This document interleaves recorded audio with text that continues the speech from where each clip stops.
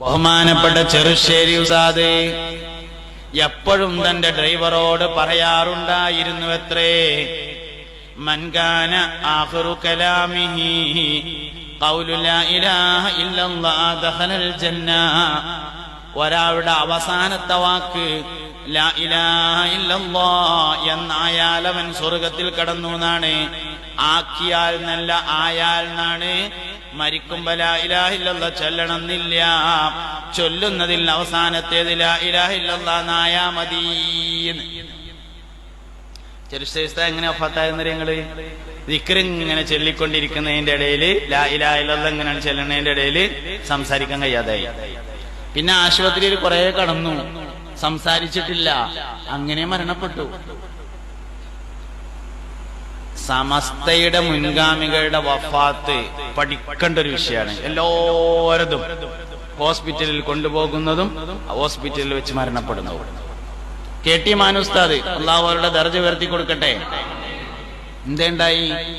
ജമിയത്തുൽ മുഅല്ലിമീന്റെ സമ്മേളനം കോഴിക്കോട് കടപ്പുറത്ത് നടക്കുമ്പോ പൊതുസമ്മേളനാണ്.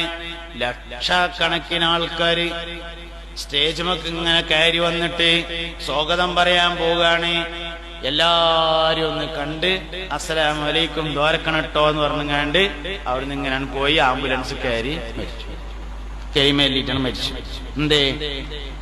നല്ല കാര്യം ആസ്വദിച്ച് ചെയ്താൽ അത് ചെയ്തുകൊണ്ടിരിക്കാൻ മരിക്കാം. ആസ്വദിച്ച് സിനിമ കണ്ടാൽ സിനിമ കണ്ടുകൊണ്ടിരിക്കാൻ മരിക്കാം. ആസ്വദിച്ച് പീഡിയക്കൊലയും വർത്താനം പറഞ്ഞുകൊണ്ടിരുന്നാൽ വീടിന്റെ മുമ്പിൽ ഇങ്ങനെ ചായക്കടയിൽ ഇങ്ങനെ സംസാരിച്ചുകൊണ്ടിരിക്കാൻ മരിക്കാം. ജീവിതത്തിൽ എന്താണോ ആസ്വദിച്ച് ചെയ്യുന്നത് അത് മരിക്കുമ്പോ ചെയ്യും. ഇതൊരു വളരെ പ്രധാനപ്പെട്ട കാര്യമാണ്. ചീത്ത കാര്യം ചെയ്യണം എന്നല്ല ഞാൻ പറഞ്ഞത്, ചെയ്യുകയാണെങ്കിലും ആസ്വദിച്ച് ചെയ്യരുത്. നല്ല കാര്യങ്ങൾ വെള്ളിയാഴ്ച ഒരു ജുമക്ക് മാത്രമേ അള്ളാന്റെ പള്ളികൾക്ക് പോകണുള്ളൂങ്കിൽ അതൊന്ന് ആസ്വദിച്ച് പോയിക്കൂടെ? രാവിലെ ഒന്ന് നന്നായിട്ടൊന്ന് കുളിച്ച് ഒരു വെള്ളത്തുണി ഒരു വെള്ളക്കുപ്പായൊക്കെ എടുത്ത് ഒന്ന് അത്രക്കൊന്ന് പൂശി നഖമൊക്കെ ഒന്ന് വെട്ടി താടിമുടിയൊക്കെ ഒന്ന് നേരാക്കി ഒരു വെളുത്ത തൊപ്പിയൊക്കെ ഇട്ട് പള്ളിക്ക് പോയിരുന്ന് തട്ടിനോട് കയറിയിട്ട് സംസാരിക്കാതെ മൊബൈൽ നോക്കി കളിക്കാതെ ഒന്ന് ആസ്വദിച്ച്, ആകെ പള്ളിക്കല വെള്ളിയാഴ്ച മാത്രമേ പോണുള്ളെങ്കിലും അതൊന്ന് ആസ്വദിച്ച് ചെയ്തൂടെ? നമുക്ക് ജീവിതത്തിൽ ഏറ്റവും ആസ്വദിച്ച് ചെയ്യുന്ന കാര്യം അത് ചെയ്തിട്ടാ മരിക്കുക. സത്യമാണ് ഞാനീ പറഞ്ഞത്, വളരെ പ്രധാനപ്പെട്ട സത്യമാണ്. ബഹുമാനപ്പെട്ട സമസ്ത കേരള ജമിയത്തുൽ ഉലമയുടെ പൂർവകാല പ്രവർത്തകരുടെ ഒക്കെ മരണം പരിശോധിച്ചാൽ ഒരു മനുഷ്യൻ നല്ല ആളോ ചീത്തയാളോ എന്ന് തീരുമാനിക്കുന്നത് വഫാത്ത് എങ്ങനെയെന്ന് നോക്കിയിട്ടാണ്, മരണം എങ്ങനെയെന്ന് നോക്കിയിട്ടാണ്.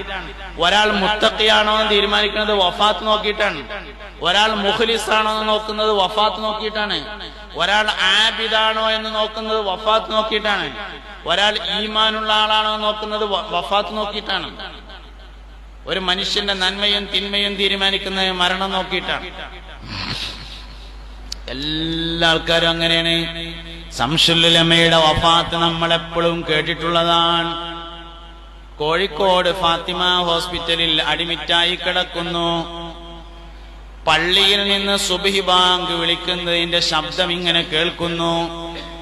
ഓരോ വാക്കുകൾക്കും ജവാബ് പറയുന്നു.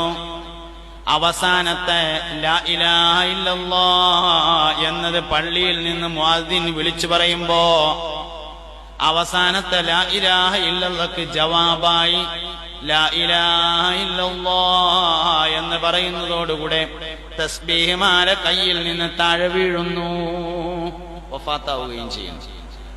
എന്തൊരു സുന്ദരമായ മരണം! ലോകത്താർക്കെങ്കിലും ഇത്രയും ആളുകൾ ഇങ്ങനെ മനുഷ്യന്മാരെ മുമ്പിൽ പറയാൻ പറ്റിയ രൂപത്തിൽ മരിച്ചതുണ്ടോ? സമസ്തക്കല്ലാതെ വേറെ ആർക്കും ഇങ്ങനെ ആൾക്കാരുടെ മരണം എണ്ണിപ്പറയാൻ പ്രയാസാണ്. ബഹുമാനപ്പെട്ട സമസ്തയുടെ പ്രസിഡന്റ് ശൈഖുന കോയക്കുട്ടി ഉസ്താദ് അള്ളാഹു അവരുടെ ദർജ ഉയർത്തട്ടെ, ജീവിതകാലം മുഴുവനും ചാപ്പനങ്ങാടി വാപ്പോലൊരു ദിക്ർ ഹൽക്ക പ്രചരിപ്പിക്കാൻ വേണ്ടി നടന്നു. എല്ലാ സ്ഥലത്തും ചാപ്പനങ്ങാടി വാപ്പോലൊരു ദിക്ർ ഹൽക്ക സ്ഥാപിച്ചു. അതിന്റെ വാർഷികത്തിന് പോയി, ദ്വാരക്കാൻ പോയി, അങ്ങനെ നടന്നു. വഫാത്തിന്റെ സമയത്ത് മക്കളെയും പേരക്കുട്ടികളെയും വിളിച്ചു. ചാപ്പനങ്ങാടി വാപ്പോലൊരു ദിക്റാണ് നടത്തി. എല്ലാരും കൂടി ചെല്ലൂടിയായിരുന്നു. ഉസ്താദ് ഇങ്ങനെ കടന്നു, ബാക്കിയുള്ളവരിരുന്നു. എല്ലാരും ചൊല്ലി. ദിക്റാണ് കഴിഞ്ഞിട്ട് ദ്വാരക്കാൻ വേണ്ടി യാസീൻ ഇങ്ങനെ ഓതിക്കൊണ്ടിരിക്കുമ്പോ ഉറക്ക കലിമ ചൊല്ലി ഉസ്താദ് യാത്ര പിരിഞ്ഞു പോയി. തിരൂർക്കാട് മുഹമ്മദ് വലിയര്, ആലിക്കുട്ടി ഉസ്താദിന്റെ അനിയൻ. തിരൂർക്കാട് മുഹമ്മദ് വലിയര് ബിസിനസ്സുകാരനാണ്.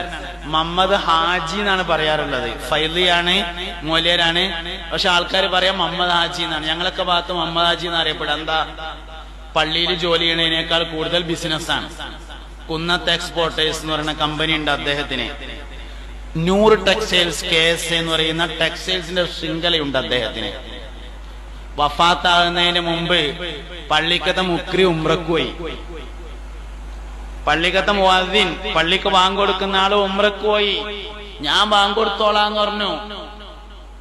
അങ്ങനെ പള്ളിയിൽ മുഅദ്ദിന് ലീവ് എടുത്തിട്ട് പള്ളിയിൽ ബാങ്ക് കൊടുത്തോണ്ടിരിക്കുന്നു. ഏതായാലും പള്ളിയിൽ തന്നെ അല്ലേ കുറച്ചു ദിവസം, എന്നാ ഒരു ഹത്തും തീർക്കാന്ന് തീരുമാനിച്ചു. അതും ചെയ്തുകൊണ്ടിരിക്കുന്നു. അതിന്റെ ഇടയിലാണ് വഫാത്തായി പോയി. ബിസിനസ്സുകാരന് എന്തുകൊണ്ട് ഈ അവസരം ഉണ്ടായി? സമസ്തക്ക് ഖിദ്മത്തെടുത്തോണ്ട് വേറൊന്നും കൊണ്ടല്ല. ഇതൊരു ചില്ലറക്കാര്യല്ല. ബഹുമാനപ്പെട്ട തിരുക്കാട് മുഹമ്മദ് ഫൈലിയുടെ ജ്യേഷ്ഠനാണ് ഷെയ്ഖുൽ ജാമിയ ആലിക്കുട്ടി ഉസ്താദ്. അള്ളാഹു ദീർഘായുസ്സ് കൊടുക്കട്ടെ. 20ാമത്തെ വയസ്സ് മുതൽ ജന്മനാട്ടിൽ ഖാദിയാണ് ആലിക്കുട്ടി ഉസ്താദ്. ഞാൻ ഈ പ്രസംഗിക്കുന്ന സമയത്തും തിരൂർക്കാട് എന്ന ജന്മനാട്ടിൽ ആലിക്കുട്ടി ഉസ്താദാണ് ഖാദി. ഞാൻ ഈ പ്രസംഗിക്കണ ഈ സമയം ഇപ്പോഴും തിരൂർക്കാട് എന്ന ജന്മനാട്ടിൽ ഒരു മനുഷ്യന് അഡ്രസ് ഉണ്ടാകുക എന്ന് പറഞ്ഞാൽ അതിലേറെ വലിയ യോഗ്യത എന്താ വേണ്ടേ? ജനിച്ച നാട്ടിൽ അദ്ദേഹത്തിന്റെ പിതാവ് അതേ പള്ളിയിലെ മുഅദ്ദിനായിരുന്നു. തന്റെ വാപ്പ ഏത് പള്ളിയിലെ മുഅദ്ദിനാണോ അതേ പള്ളിയിൽ ജന്മനാട്ടിൽ 20ാമത്തെ വയസ്സ് മുതൽ ഖാദിയാണ്. സമസ്തയുടെ ജനറൽ സെക്രട്ടറി ഷെയ്ഖുൽ ജാമിയ ആലിക്കുട്ടി ഉസ്താദ്. ഇതൊരു ചില്ലറ കാര്യമൊന്നല്ല, ഇതൊരു ഭയങ്കര സംഭവമാണ്. അതുകൊണ്ട് കേരളക്കാരുടെ ദീനിന്റെയും അഹ്ലുസുന്നത്തി വൽ ജമാഅത്തിന്റെയും കേരളക്കാരുടെയും കേരളത്തോട് ചേർന്ന് നിൽക്കുന്ന കുറെ ആളുകളുണ്ട്. ലക്ഷദ്വീപ്, കർണാടക, തമിഴ്നാട്, UAE-യിലുണ്ട്, സൗദിയിലുണ്ട്, കുവൈത്തിലുണ്ട്. ആ സംസ്കാരത്തോട് ചേർന്ന് നിൽക്കുന്ന കുറെ ആളുകളുണ്ട്. അവരുടെയും ഒക്കെ വളരെ പ്രധാനപ്പെട്ട ചില കാര്യങ്ങൾ നമ്മൾ മനസ്സിലാക്കണം. സമസ്ത കേരള ജംഇയ്യത്തുൽ ഉലമ അതിന് ഖിദ്മത്തെടുക്കാൻ കഴിയാന്ന് പറഞ്ഞാല് ഈ ലോകത്ത് വലിയൊരു നിഅമത്താണത്. ഔലിയാക്കൾക്ക് ഖിദ്മത്തെടുക്കലാണ്. വരക്കൽ മുല്ലക്കോയ തങ്ങള് എന്ന് പറഞ്ഞത് ബഹുമാനപ്പെട്ട അല്ലാഹുവിന്റെ വലിയ ഔലിയാക്കളിൽ പ്രധാനിയാണ്. ഞാൻ രാവിലെ പ്രസംഗിക്കാൻ വേണ്ടി പോയ അവിടുന്ന് വാഴക്കാട് കണ്ണിയത്തുസ്താദിന്റെ മക്ബറയുള്ള വാഴക്കാട് പള്ളിയിലെ മുദരിസിനെ കണ്ടു. അവിടെ പ്രസംഗിക്കാൻ വന്നതാണ്. വലിയുദ്ദീൻ ഫൈസി എന്നാണ് അദ്ദേഹത്തിന്റെ പേര്. ദീർഘായുസ്സ് കൊടുക്കട്ടെ. അപ്പൊ അദ്ദേഹത്തോട് ഞാൻ ചോദിച്ചു, കണ്ണിയത്തുസ്താദിന്റെ മക്ബറ എന്തേ പള്ളി കോമ്പൗണ്ടിന്റെ പുറത്തായത് എന്ന് ചോദിച്ചു. പള്ളിന്റെ സ്ഥലം കഴിഞ്ഞിട്ട് അതിന്റെ അപ്പുറത്താണ് കണ്ണിയത്തുസ്താദിന്റെ മക്ബറ. അപ്പൊ ഞാൻ ചോദിച്ചു മൂപ്പരോട്. അതിൽ മൂപ്പര് പറഞ്ഞു, കണ്ണിയത്തുസ്താദിന്റെ മക്ബറ മാത്രല്ല അവിടെ ഉള്ളത്, കണ്ണിയത്തുസ്താദിന്റെ ഗുരുനാഥന്റെ മക്ബറ അവിടെയാണ്. മഖ്ദൂം അഞ്ചാമൻ എന്ന പേരായ മഖ്ദൂമുമാരിൽ അഞ്ചാമൻ ഒരുപാട് കിതാബുകൾ എഴുതിയിട്ടുള്ള ഒരാള് മഹാനവറുകളുടെ ഖബറും പള്ളിന്റെ പുറത്ത് കണ്ണിയത്തുസ്താദിന്റെ ഖബറിന്റെ അടുത്താണ്.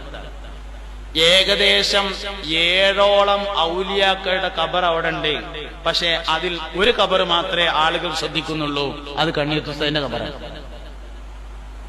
7 ഔലിയാക്കന്മാര് കിടക്കണതിന്റെ ഇടയിലാണ് കണ്ണിയത്തുസ്താദ് കിടക്കുന്നത്. പക്ഷെ ആളുകൾ ഒരു ഖബർ മാത്രം ശ്രദ്ധിക്കുന്നു, കണ്ണിയത്തുസ്താദിന്റെ ഖബറ്. ബർദലല്ലോ റഈസുൽ മുഹഖ്ഖീൻ എന്ന് പറഞ്ഞത്. മുഹഖിഖീങ്ങളുടെ നേതാവ് എന്ന് ആളുകൾ വിളിച്ചത് ഒരു തർക്കവുമില്ലാതെയാണ്. അത് വെറുതെ വിളിച്ചല്ല. അതുകൊണ്ട് സമസ്തക്ക് ഖിദ്മത്തെടുക്കാൻ കഴിയാന്ന് പറഞ്ഞാൽ വലിയൊരു കാര്യമാണ് എന്ന് സാന്ദർഭികമായി പറയട്ടെ. മരിച്ചു പോകാനുള്ള തയ്യാറെടുപ്പാണ് യഥാർത്ഥത്തിൽ സമസ്തക്ക് എടുക്കുന്ന ഖിദ്മത്ത്. ദുനിയാവിലൊന്നും ഇതുകൊണ്ട് നേടാനില്ല. ഇതുകൊണ്ട് ദുനിയാവിലൊന്നും നേടാനില്ല. ഇതുകൊണ്ട് ആഖിറത്തിൽ മാത്രമേ നേടാനുള്ളൂ. ആ ഒരു ഉറച്ച വിശ്വാസം നമുക്ക് വേണം. അതെന്തായാലും നേടാൻ കഴിയുകയും ചെയ്യും എന്ന് നമ്മൾ ഉറച്ചു വിശ്വസിക്കണം. മുഅ്മിനീങ്ങളെ, സഹോദരങ്ങളെ, പരിശുദ്ധമായ ഒരു ശരീഅത്തിന്റെ ആൾക്കാരാണ് നമ്മൾ. പരിഭാവനമായ ഒരു ശരീഅത്തിന്റെ വാക്കുനാക്കളാകുന്നു നമ്മൾ.